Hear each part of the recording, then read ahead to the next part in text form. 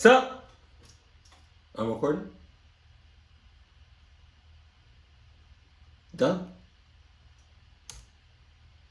On July 29, 2020, a Louisiana cop pulled over a vehicle speeding on the highway. It started just the same as any other traffic stop, but a search of the vehicle uncovered something horrifying. Sarge, there's a dead body in the trunk. Not only was Mitchell going almost 20 miles an hour over the speed limit, but he didn't even have a driver's license. Do you have a driver's license? No, sir. Do you have a driver's license? No, sir. This charge alone could net him fines of up to $500 and 6 months in jail, not to mention the fines from the speeding ticket. But unbeknownst to the cop, Mitchell will be going back with more than just a speeding ticket. Is there any weed in the car, man? Don't stop. Step here. Is there any weed in the car? Yes or no? Just a doobie in the ashtray, like. Okay. Other than anything. Anything else? Easy. When did you puff last? Be honest. Because I'm a drug recognition expert. About an hour ago. The cop is looking to get Mitchell on more than just a DUI charge. An 18-year-old speeding in a car like this that stinks of weed tells the cop that there may be something deeper to this traffic stop than a kid going too fast. But before he asks to search the vehicle for any other drugs, Mitchell starts to act increasingly suspicious. Alright, where are you headed right now? I was headed back home.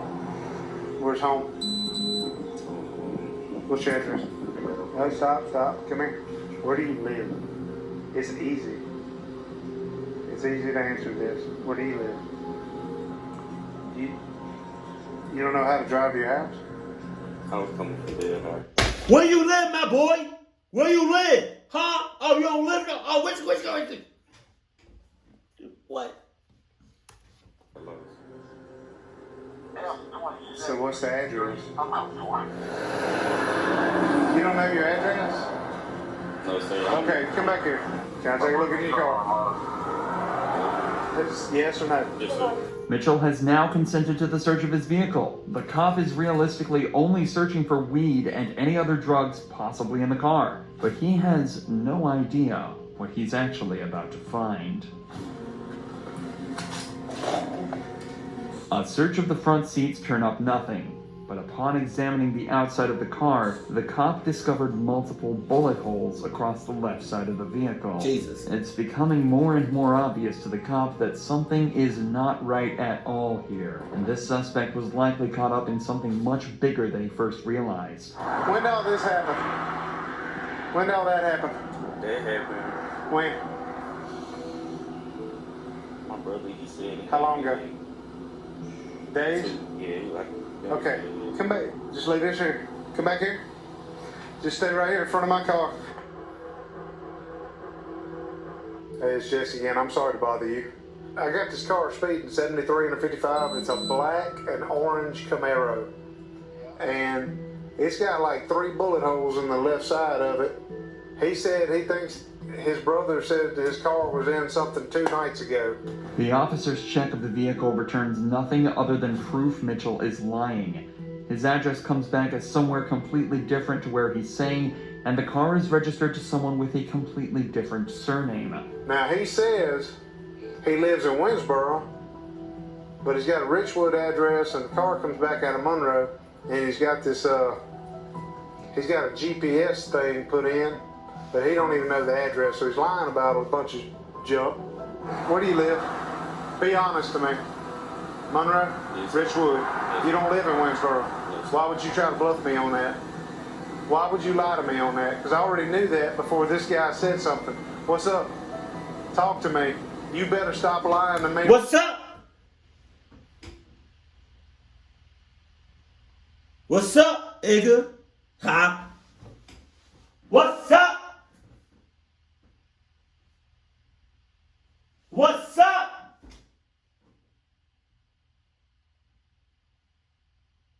What's up?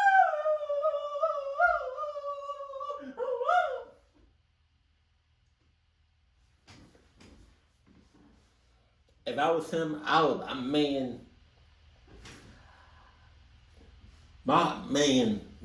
though. Not only would I be sweating bullets right now,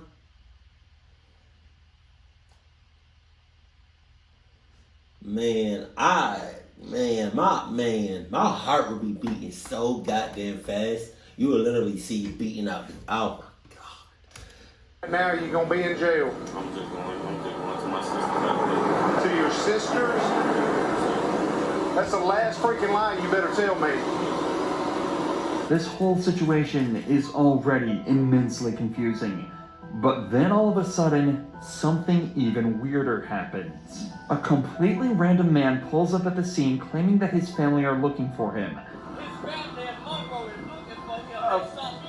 Okay, alright. Well, I got somebody pulling up behind me, scooter. What do you mean they were looking for him? They looking for him. The cop missing. Hey! Okay, give me the phone. Hey man, he's not giving that name though. He's giving another name. And when they give yet another different name for Mitchell and the owner of the vehicle, the cop rightfully is at a loss. This has gone from a traffic stop to a full-on mystery, and the cop is determined to get to the bottom of it. There's a kid that's been reported missing, and that they took the car from Monroe, and he lied to me about his last name, his address, and where he's from. Random guy pulls up behind me and said, hey, this guy's looking for that kid. I need to know if this car's been reported missing, stolen. And I know he's BSing me about where he's going. He says he's going to his sister's house down here. If you could, hey, talk to him, see if you can figure out if the sister thing is legit. He said this guy gave him the car. He's got the GPS on his phone on the back lid. He said that's where he's going. And I knew he was lying then. Slowly, things are starting to become more clear. If Mitchell is telling the truth, it seems as though his brother is letting him drive a car that he stole from the original owner. But that still doesn't explain the bullet holes, why Mitchell lied about his address, or why the random man appeared looking for him knowing he was driving that vehicle. But now on top of all of that, the cop has also just been told over the radio that there's a missing person report hidden amongst this mess. What I'm being told is that the boy who gave him permission to use the car is missing. So he's lying his ass off. Go looking for the... This is supposed to be a traffic stop. God damn. person who owns the car, find out that the son of the owner of the car is missing, and now we got bullet holes all in the car. So something's bad. The only thing he lied about was his address in Winsboro. If he's knows something about this boy that's missing the bullet holes, I'd like to at least, I guess I'll do as much good contact as I can. A few more calls are made, and it turns out the missing person is Michael Robinson, the alleged brother of the boy at the scene, and the man who gave him permission to be driving the car today. However, it's still unclear who owned the car in the first place, but the cop decides to forget about that for a moment and examine the vehicle a second time now that backup has arrived.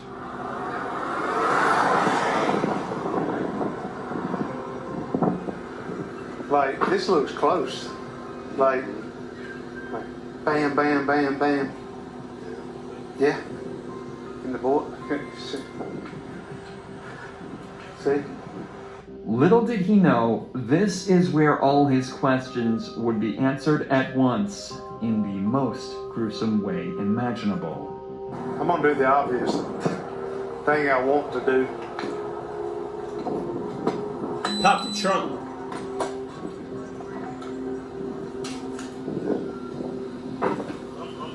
Hey. Yep. Put your hands up. Put your hand behind. Oh! Oh! Oh, shit. Yo, that little boy seemed calm as shit. He probably not little.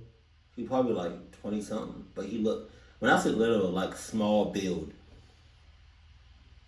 Yo, he looked like he done that shit before. Or, at the very least, he knew he was going to get caught. Because he looks fine. Your back. Put your hands behind your back. You have a right to an attorney. Have one present during any questioning. At any time you choose not to make any statements or answer any questions, You understand? If you cannot afford an attorney, one will be appointed to represent you by the court. Do you understand? Inside the trunk was the body of Michael Robinson, and all of a sudden, everything makes sense. 26 is 125-03057, 125-0357. But what about you forgot 675-237-777-602213016567219. You forgot them numbers too. F39 trip F desk. Good. Is that a Walmart bag? You sus.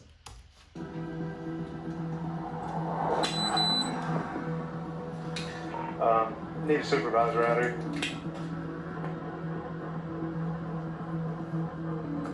Alright, I get the guy out. He's super nervous. He lies to me about his address. He's got no driver's license. He says he's going to his house in Winsboro. Well, I find out he lives in Richwood. I pop the trunk. Sorry, there's a dead body in the trunk. Okay, so I'm not. We blocked in front of the car and behind the car. We've shut the trunk. I have Franklin Parish Sheriff's Office with me. We're at 82. Okay, we're not. We're done. It turns out Michael Robinson wasn't related to Mitchell at all.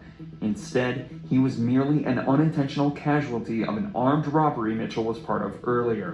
Who is that? Who is that? Listen, Who is who? that's Mike. That's Mike. How did Mike get there? Tell me. It wasn't me, man. It was. I just hit him, bro. I did. You just hit him? You just hit him? You just hit him? Shut the hell up, boy! Shut the hell up! Just like Doc Ock said in No Way Home, we tired of your questions, boy. In the mayhem of the robbery, Mitchell shot Robinson multiple times with a handgun before loading him into his trunk and driving him away to Winsboro to dump the body. But of course, before he could make it, he was pulled over by the officer for speeding. Michael Mitchell is being charged for the armed robbery and the second-degree murder of Michael Robinson. Mitchell is currently awaiting his trial, but is expected to be sentenced to life behind bars. Jesus Christ. He looked like a young buck. Oh, that's what your ass get, player. Clark is you talking about. You deserve all that. Yep. I wonder if I got the whole story instead of just accused. Never mind. I don't know. You driving around with a dead body in your trunk. It's kind of hard to justify that. Keep it cool, keep it classy, and I love you. Stay happy, my family.